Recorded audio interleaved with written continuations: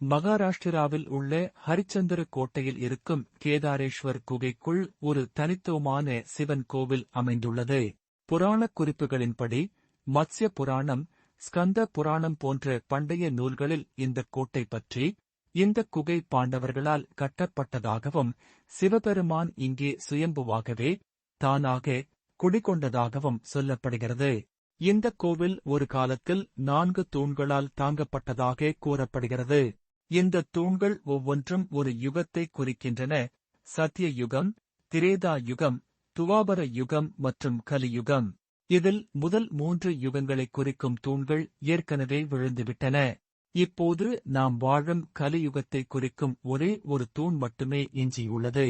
இந்த கடைசி தூண் விழும்போது கலியுகம் முடிவுக்கு வந்து ஒரு புதிய சகாப்தம் தொடங்கும் என்று நம்பப்படுகிறது. இந்த சிவலிங்கத்தை தரிசிக்க பக்தர்கள் மிகவும் கடினமான மற்றும் செங்குத்தான பாதையில் பயணிக்க வேண்டும்.